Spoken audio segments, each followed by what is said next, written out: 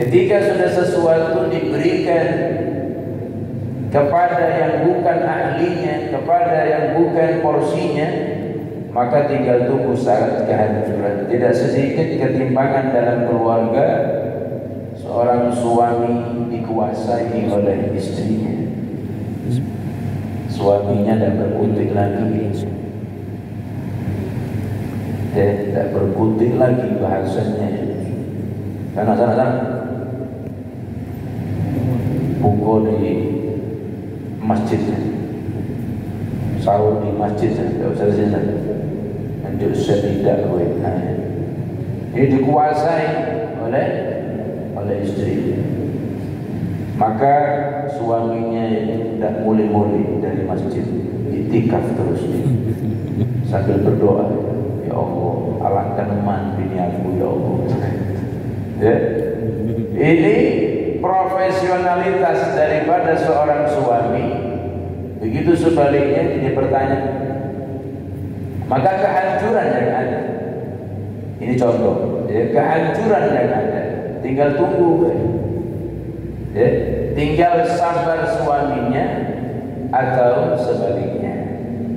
Maka ayat ini kalau ingin menjadi keluarga yang sakinah, mawaddah dan warahmah, maka tampillah seorang figur suami yang memang betul-betul suami yang siap untuk memanage atau jadi manajerial dalam keluarga.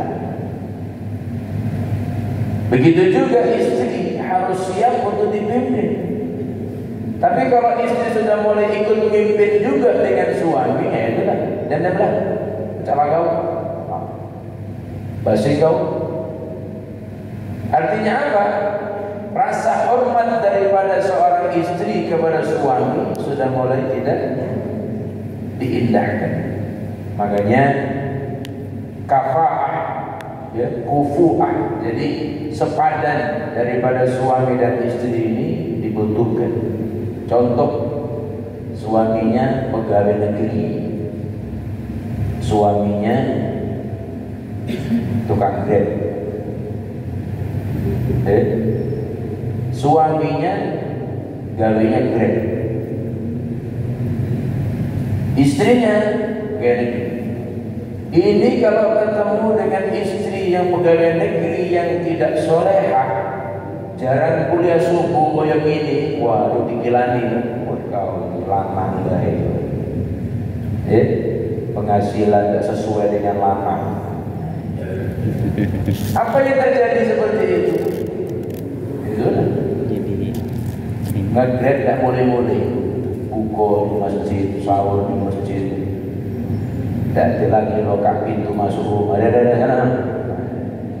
Ketimpangan. Anaknya tanya, mana papa? Kau tak usah lagi main papa ya. Masa gaya panggil papa. Apa?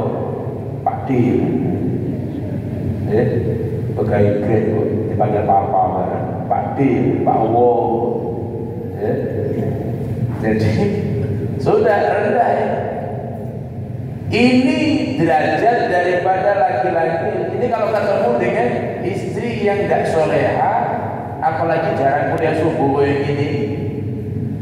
Ini kalau kuliah subuh ini kan masih ada penurunan. Oh, tidak boleh seperti itu. Ini perlunya orang ketiga untuk menyadarkan daripada baik itu laki-laki maupun perempuan. Oh, tidak boleh. Sehebat apapun ibadah kita, kalau kita inilah sudah semena-mena dengan ar-rijal, nah ini bahaya. Maka tidak dapat ridhonya Allah Subhanahu wa ta'ala. Nah ini agak ngurangi, ibu-ibu ini agak kurangi yang selama ini galak jelid suami, yang selama ini galak tidak nurut dengan suami. Dengan adanya kuliah subuh, majelis taklim, agak reda, agak terkurangi, agak terkurangi dan bisa kambuh lagi nanti di waktu lebaran lagi. Kalau tidak ganti baju, nah itu kambuh lagi. Tidak ganti baju baru, kambuh lagi, mak lampirnya ya. Yang namanya perubahan-perubahan manusia itu ada. Jadi nggak bisa manusia itu stabil terus kayak malaikat terus dia turun naik. Tapi insya Allah kalau dengan belajar atau ta'lim seperti ini minimal terkurangi, minimal terkurangi. Baik, jadi saudara-saudara sekalian yang dirahmati Allah,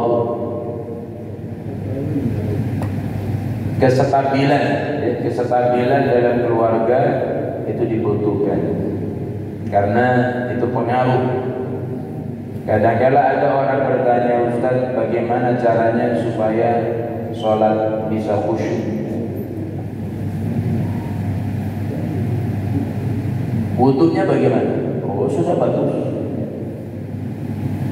Pakaian lah sudah rapi, masih aja tidak baca khusyuk. Istri, nah itulah Ustaz, aku nyelam ringam dengan bini aku. Nah itulah. Salah satu yang mengganggu kekhusyukan orang sholat adalah cerewetnya istri. Dan tuntutan daripada keluarga, ketidakharmonisan dalam keluarga, ini bisa mempengaruhi tingkat kekhusyukan orang dalam sholat. Makanya pahala sholat orang bujang tidak punya istri dengan pahalanya orang yang sudah punya istri itu lebih besar pahalanya orang yang sudah punya istri. Kenapa? Karena kalau bujang tingkat kekhusyukannya agak nemen. Karena apa? Karena ada neman ego problem. Tapi kalau sudah punya istri problemnya macam-macam. Wajar kalau Allah memberikan pahala yang lebih besar. 2 rakaatnya orang bujang itu kalah dengan 2 rakaatnya orang yang sudah punya istri. Itu menunjukkan bahwasanya adanya istri adalah aduun, musuh. Adanya istri adalah fitnah. Tambah lagi sudah punya istri, tambah anak lagi. Tambah lagi problem. Maka pahalanya pun juga tambah besar. Semakin besar ujian seseorang, maka pahala yang diberikan oleh Allah pun juga lebih besar daripada orang-orang yang ujiannya ringan.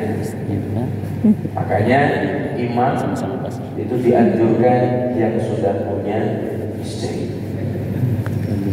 Bagi yang tidak punya istri, itu tingkat keafdolannya itu masih kurang.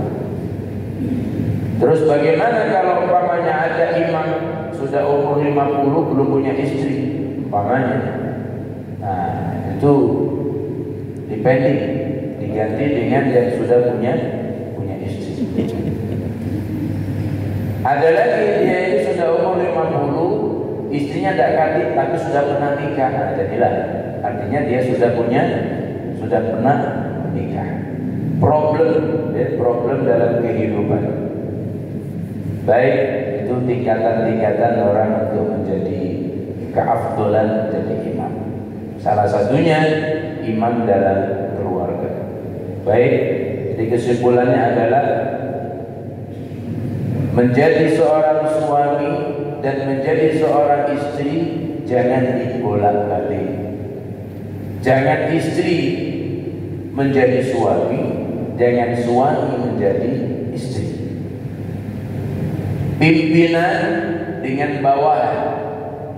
Kalau jadi pimpinan, tampillah sebagai seorang pimpinan. Jangan ikut jadi bawahan. Begitu sebaliknya, jadi bawahan, jadilah bawahan yang benar.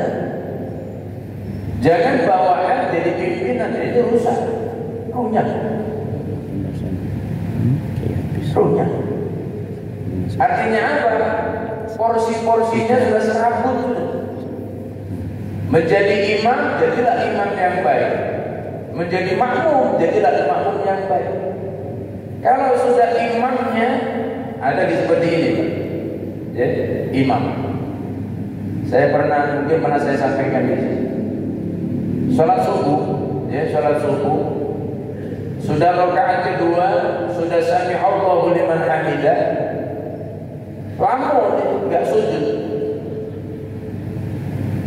Tak sujud. Tangannya juga enggak diangkat. Juga tidak baca qunut. Sudah selesai terus sujud, duduk, sujud lagi, duduk baru salam. Selesai modelnya itu saya tanya, ini kok lama betul sujud? Apa kata imam tadi? Ini Ustaz, kami menunggu karena kami gak qunut, maka kami menunggu makmum untuk qunut. Nah ini namanya apa? Imam jadi makmum, makmum jadi imam. Artinya apa? Kaki dulu mah, aku nak qunut dulu. Ini gak bisa seperti itu. Yang menjadi imam ini adalah orang yang punya independen, orang yang punya kekuasaan mutlak di sana. Jangan sampai kita menjadi imam, nak diatur makmum. Ada makmum yang ngomong, rokaat pertama, imam, jangan panjang ego, kaki aku lagi mentargal. Saat yang kedua ngomong, agak panjang dikit, kaki masih muda-muda, kira-kira. Imam model mainnya apa, tidak mampu kira-kira. Nuruti yang mana seperti ini. Jadi dia punya kekuasaan. Kenapa? Posisikan seorang imam layaknya imam yang harus kita hormati. Begitu juga jadilah makmum yang baik. Jadilah makmum yang baik. Apa yang menjadi gerakan imam, silakan itu diikuti. Kecuali kalau ada sesuatu yang kurang benar diajarkan dalam sholat. Umpamanya imam membaca atau yang harusnya itu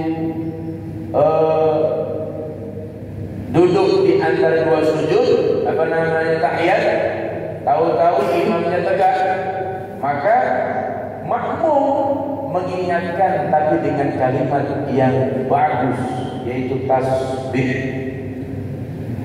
Subhanallah.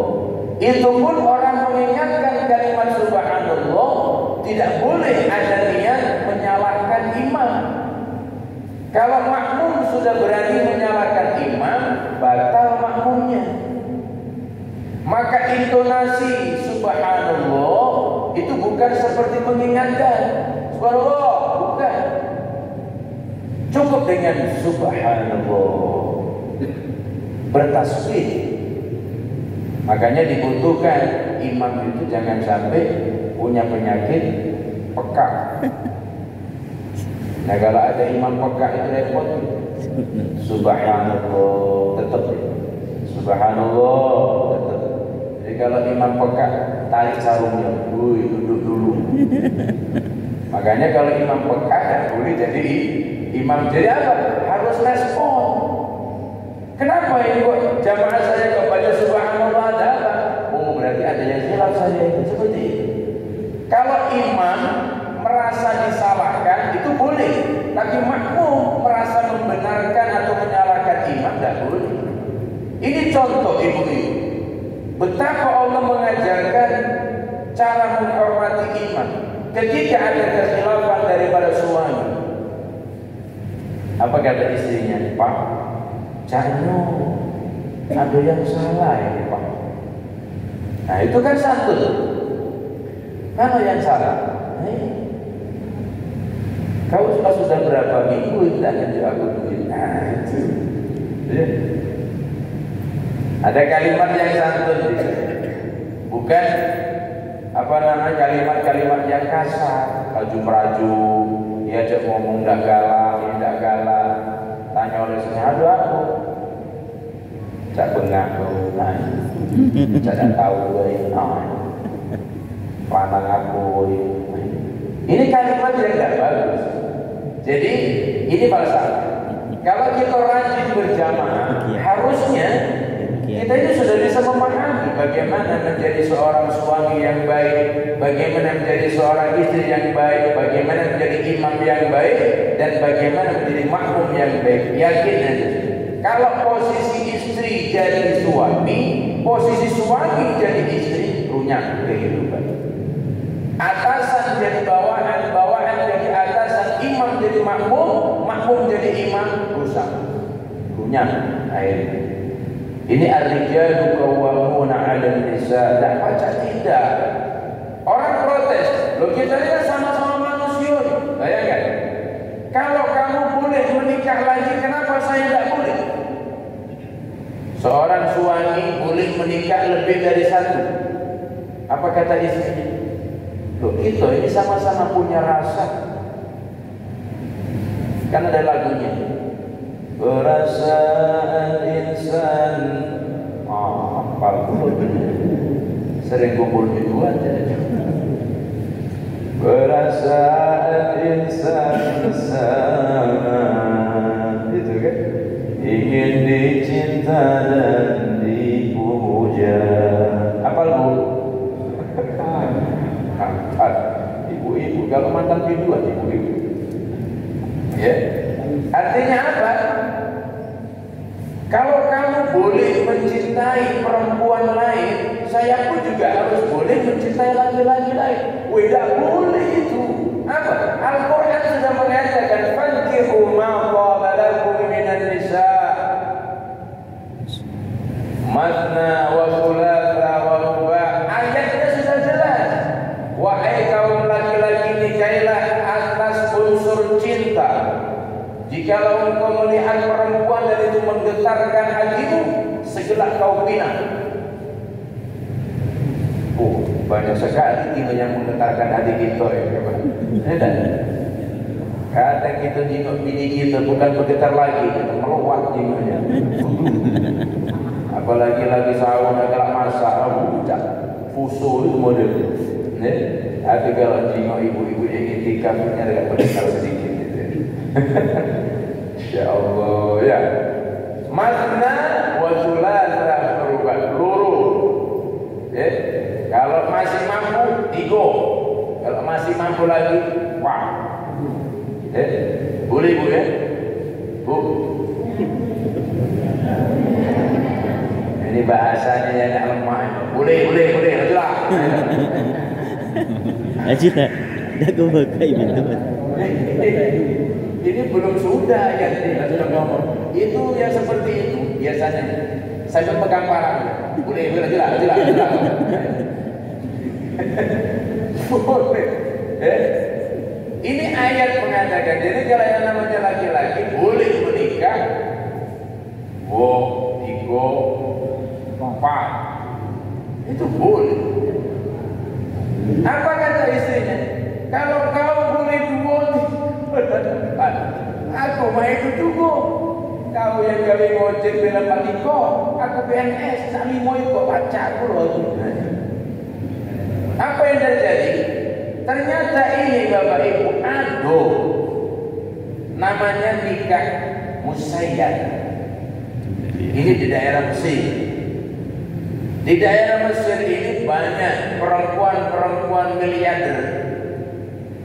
Ya, perempuan-perempuan miliarder itu yang senang dengan lanang bikin. Senang dengan lanang bikin. Bikinkan rumah sih. Sampai tahu ceritanya Nabi Yusuf dengan Zulaikha? Tahu? Belum. Wah, ketinggalan zaman berarti. Nabi Yusuf. Bukan Nabi Yusuf yang senang dengan Zulaikha. Zulaikhanya yang senang dengan Nabi Yusuf. Ditanya sama Tino, kamu kok bisa senang dengan Yusuf? Sampai di mana yang namanya Yusuf itu? Apa kata dia? Oh, kau dah tahu. Ketampanan Nabi Yusuf ini tidak ada duanya. Bos, pokoknya gampangnya bukan main. Aku tak percaya. Kau main di rumah. Main ditaruh meja, buah-buahan, segala macam. Dikasih pisau. Dan lagi Yusuf nak aku keluarkan. Tunggu dulu ya. Sekarang kau kupas lah buah itu. Keluar Nabi Yusuf, ada musik Silampari, keluar, genting Silampari keluar. Yang namanya tangannya putus karena melihat ketampanan Nabi Yusuf. Baru dia tahu, oh ini bukan manusia ini, malaikat. Ibu-ibu di wajah saya luput tak pakai sandal. Nabi Yusuf, artinya apa? Itu menunjukkan bahwasanya bukan kaum laki-laki yang bakal memahami mereka, tapi perempuan-perempuan yang punya harta ini bisa ngambil lanang-lanang itu. Itu namanya nikah musayyad. Perempuan boleh menikah lebih daripada satu. Kenapa? Karena dia mampu. Kamu tidak usah bekerja, tak kasih rumah, tak kasih duit dong. Diam aja di sini. Makanya sampai ada tafsir membalik, tafsir balik. Ini waktu kuliah dulu, ya ada yang protes. Pak, saya mau tanya, ada tidak tafsir Al-Quran itu yang menafsirkan dari kalangan ustazah atau kalangan bunyai atau kalangan syaikhah, perempuan yang alim? Ternyata belum ada. Tafsir perempuan itu belum ada. Ada satu yang namanya Aminah Wadud, itu menafsirkan ar-rijalu qawwamuna 'alan nisa, laki-laki adalah merupakan penguat daripada perempuan. Ternyata yang dimaksud dengan ar-rijal di sini adalah bukan fisiknya, tapi non fisiknya, dalamnya. Sebab ada yang namanya laki-laki luarnya dia lanang, tapi dalamnya dia agak ketino-tinoan. Masuk masih di sini. Luarnya lanang, dalamnya lanang lagi, laju belum. Ada lagi luarnya lanang, tapi dalamnya dia nggak mampu, pikirannya. Maka di Indonesia ini, Pak, kalau saya melihat siapa Menteri Keuangan Indonesia, siapa namanya? Sri Mulyani. Sri Mulyani. Saya ngukur, saya dengan Sri Mulyani, hebat Sri Mulyani. Apa? Sri Mulyani jadi menteri, bisa ngatur keuangan di Indonesia. Artinya apa? Otaknya itu melebihi daripada laki-laki. Sampai Nabi mengatakan, al-mar'atus shalihah, seorang perempuan satu yang solehah, khairun, itu lebih baik daripada alfu abid, lebih baik daripada 1000 laki-laki yang tidak soleh. Itu bandingan. Makanya Aminah Wadud mengatakan ar-rijalu qawwamuna 'alan nisa, ini bukan hanya fisiknya boleh perempuan, fisiknya perempuan, tapi otaknya laki-laki, kemampuannya laki-laki. Ini banyak. Ya tadi contohnya sing lanang negeri yang kino PNS. Ini terkalah dulu. Mulai daripada secara dohiriyah, nafkah dohir, apalagi batinnya. Di zaman-zaman ini. Lantas sering kepanasan, kehujanan, lain koi di rumah, tak mikir lagi. Kemampuan tak kaji lagi. Nah, makanya Aminah Wadud ini termasuk orang yang menafsirkan daripada kalangan perempuan, dan itu yang tidak disahkan oleh ulama dan seluruh penafsir Al-Quran. Tak bisa seperti itu. Dan itu diharamkan. Yang namanya perempuan nikah dengan 5 laki-laki atau 10 laki-laki tidak boleh. Tapi nyatanya ada, saudara-saudara sekalian. Apa namanya? Kalau laki-laki punya istri 4, apa namanya? Poligami. Poligami. Kalau perempuan punya lanang 3, apa namanya? Poliandri. Tahu kan lu bapak-bapak ya? Berarti aku jadi poligami nih berarti. Tino itu punya lanang itu. Ini tidak boleh, itu haram. Inilah yang dikatakan, jadilah kamu laki-laki yang laki-laki betul, dan jadilah kamu perempuan betul. Porsinya sudah seperti ini. Sehebat apapun, secerdas apapun perempuan, jadilah kamu perempuan yang sebenarnya. Sekalipun kamu cerdas. Ya, saya sempatlah bergumam dalam hati. Saya pengen tahu suaminya Sri Mulyani ini kayak apa gitu. Jengok Sri Mulyani digetah mungkin ya mulai kena penyakit Parkinson begitu terlenter. Melihat bagaimana dia dalam rapat luar biasa. Itu kalau diukur, maka ini gak disahkan, tidak boleh. Jadi fisiknya dan dalamnya itu memang betul-betul ar-rijal, seorang laki-laki. Jadi sekalipun dalamnya itu cerdas segala macam, kalau dia perempuan tidak boleh dia dinisbatkan laki-laki. Nah, jadi saudara-saudara sekalian, ini mengulang sebenarnya, dan mengulang dan menambah, gitu ya. Mengulang dan menambah. Jadikan makanya Nabi mengajarkan, kalau kamu punya anak, jangan dekatkan anak kamu dengan mohon maaf, jangan dekatkan anak kamu dengan pembantu kamu. Supaya apa? Supaya tabiatnya gak sama dengan pembantu. Kalau anak kita dekat dengan pembantu, tabiatnya seperti pembantu, minder terus. Jadi bagaimana jadikan anak kamu itu menjadi orang yang entrepreneur ke depannya. Jadi jangan sampai disekat. Kalau didekatkan dengan pembantu, maka sekarang banyak anak-anak kadang-kadang didekatkan dengan pembantunya, maka tabiatnya kayak pembantu. Ya, tabiatnya kayak pembantunya. Dekatkan yang namanya anak dengan ibunya. Kenapa? Sebab madrasatul aulad, yang namanya orang tua, yang namanya ibu adalah madrasahnya anak. Kehormatan seorang ayah, ibu yang menyampaikan. Papa datang, salim. Nah, kalau pembantu ada, bos datang. Nah, akhirnya apa? Anak tadi menganggap bahwasanya ini bos yang bakal menunjuk sesuatu untuk dia. Jadi bukan menjadi partner dalam keluarga. Saudara-saudara sekalian yang dirahmati Allah, jadi inilah yang dikatakan problem yang tidak pernah selesai adalah problem urusan laki-laki dan perempuan. Itu ya ibu-ibu ya. Jadi bapak-bapak, ibu-ibu yang dirahmati Allah, ini masya Allah, ini mudah lah, mudah untuk disampaikan tapi sulit dalam pelaksanaannya. Kita bisa menjadi seorang laki-laki yang tampil kayak laki-laki, pada gilirannya kita diuji oleh Allah, kita punya anak keturunan perempuan, kita paksakan dia untuk menjadi perempuan, ini kadang-kadang bertolak belakang. Kadang-kadang kita yang ngajari, mana lagi kau?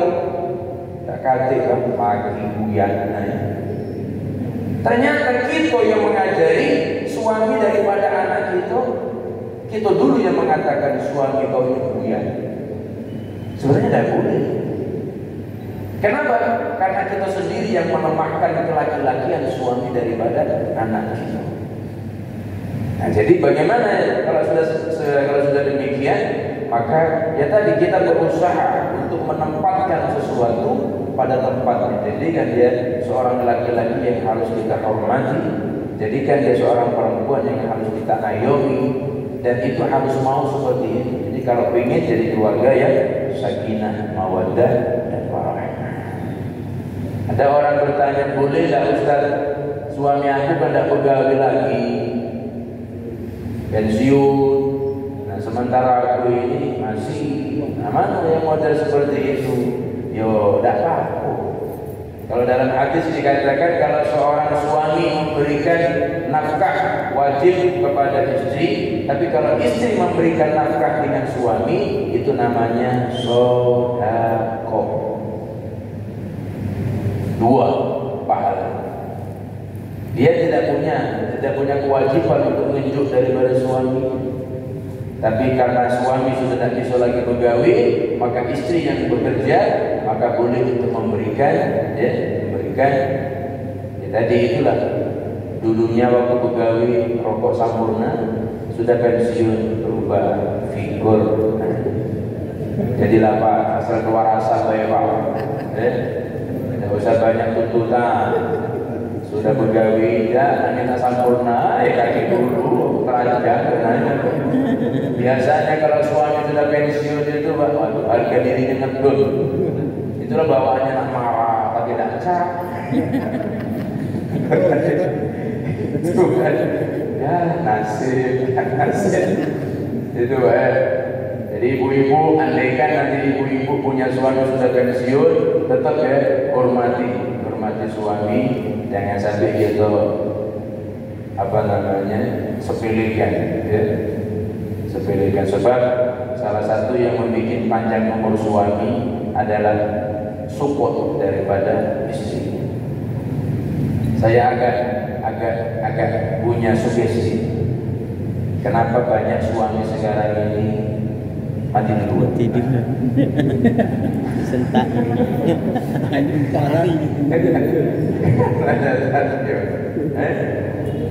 Neman di derajat istri.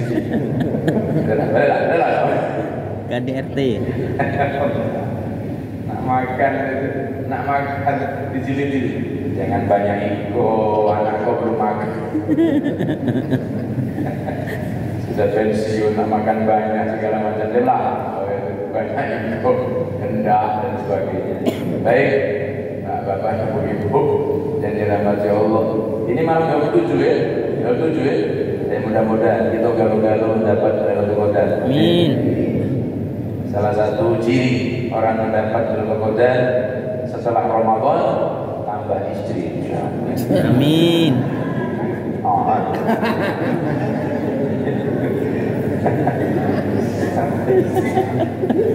Siap gak tambah istri?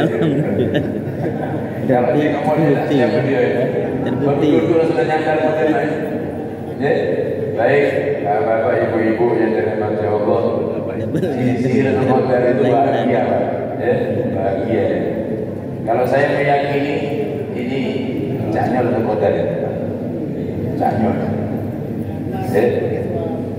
Canyol Qadar. Ada ciri lain orang yang dapat Qadar. Siapa bagi saya balik untuk THR, itulah dia. Qadar. Guyon aja. Baik, saja ibu-ibu bapak bisa saya sampaikan, mudah-mudahan manfaat, bermanfaat. Dan akhir daripada Ramadan nanti, mudah-mudahan kita semuanya ibadah kita, sholat kita, puasa kita diterima oleh Allah Subhanahu wa Ta'ala. Sekali lagi berkat Ramadan kita mohon kepada Allah, keluarga kita sakinah, mawaddah dan warahmah. Ini saja yang bisa saya sampaikan, mudah-mudahan bermanfaat. Akhirul kalam, assalamualaikum warahmatullahi wabarakatuh.